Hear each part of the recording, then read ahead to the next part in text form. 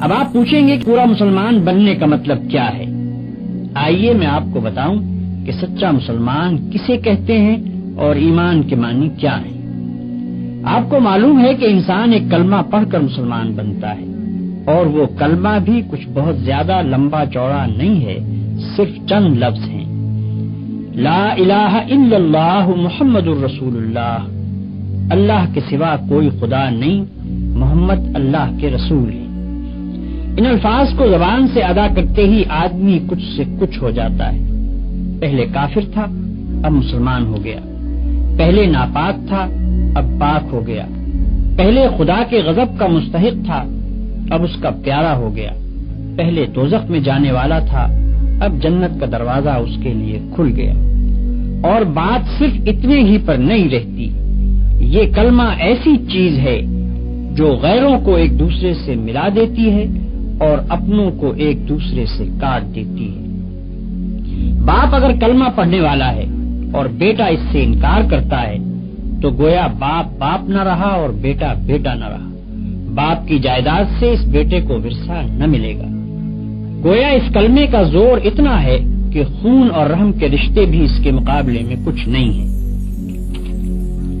اب ذرا اس بات پر غور کرو کہ یہ اتنا بڑا فرق جو آدمی اور آدمی میں ہو جاتا ہے، یہ آخر کیوں ہوتا ہے؟ کلمے میں ہے کیا؟ صرف چند حرف ہی تو ہیں، لام، الف، ہے، میم، واو، سین اور ایسے ہی دو چار حروف اور۔ ان حرفوں کو ملا کر اگر منہ سے نکال دیا تو کیا کوئی جادو ہو جاتا ہے کہ آدمی کی کایا پلٹ جائے؟ آدمی اور آدمی میں کیا بس اتنی سی بات سے زمین و آسمان کا فرق ہو سکتا ہے؟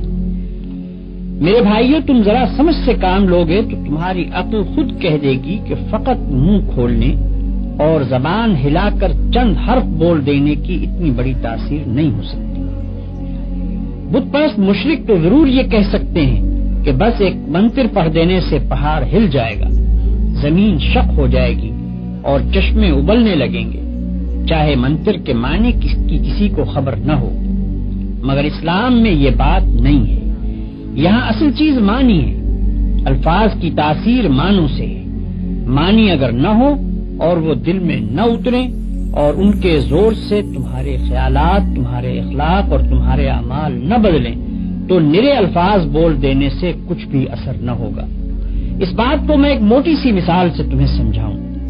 فرض کرو تمہیں سردی لگتی ہے، اگر تم زبان سے روئی لحاف پکارنا شروع کر دو تو سردی لگنی بند نہ ہوگی، چاہے تم رات بھر میں 1,00,000 تسبیحیں روئی لحاف کی پڑھ ڈالو۔ ہاں، اگر لحاف میں روئی بھروا کر اوڑھ لوگے تو سردی لگنی بند ہو جائے گی۔ فرض کرو کہ تمہیں پیاس لگ رہی ہے، اگر تم صبح سے شام تک پانی پانی پکارتے رہو تو پیاس نہ بجھے گی۔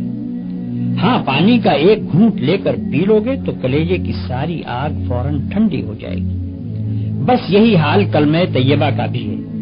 فقط 6-7 لفظ بول دینے سے اتنا بڑا فرق نہیں ہوتا کہ آدمی کافر سے مسلمان ہو جائے، ناپاک سے پاک ہو جائے، مردود سے محبوب بن جائے، دوزخی سے جنتی بن جائے۔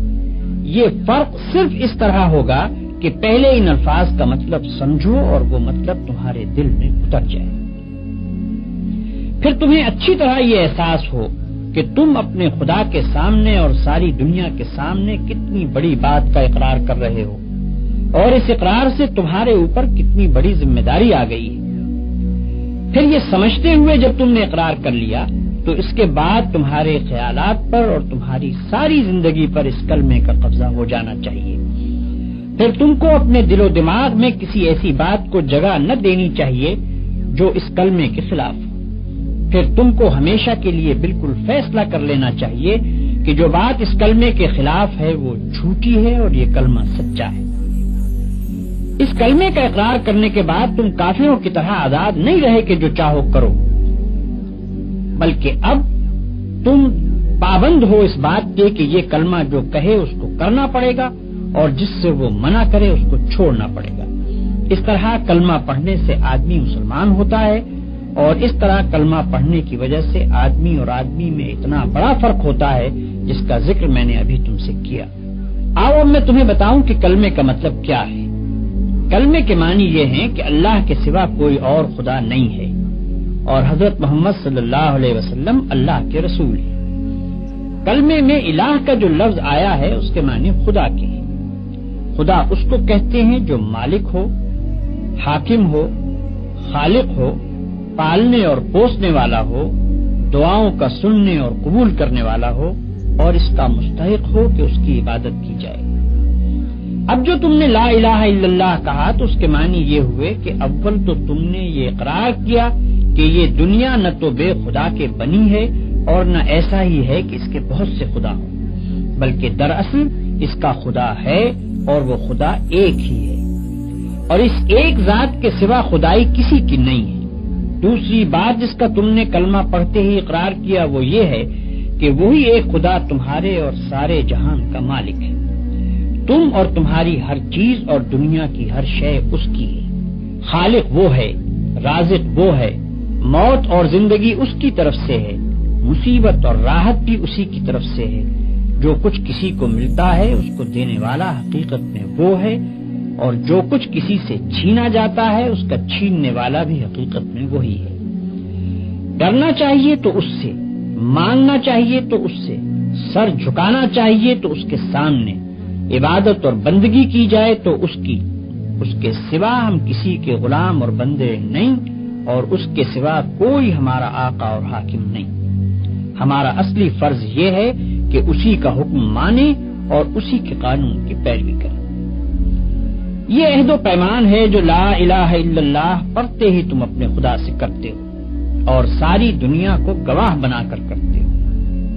اس کی خلاف ورزی کرو گے تو تمہاری زبان، تمہارے ہاتھ پاؤں، تمہارا رونگٹا رونگٹا اور زمین اور آسمان کا ایک ایک ذرہ جس کے سامنے تم نے جھوٹا اقرار کیا تمہارے خلاف خدا کی عدالت میں گواہی دے گا، اور تم ایسی بے بسی کے عالم میں وہاں کھڑے ہوگے کہ ایک بھی گواہ تم کو صفائی پیش کرنے کے لیے نہ ملے گا۔ دنیا کی پولیس سے تم اپنا جرم چھپا سکتے ہو، خدا کی پولیس سے نہیں چھپا سکتے۔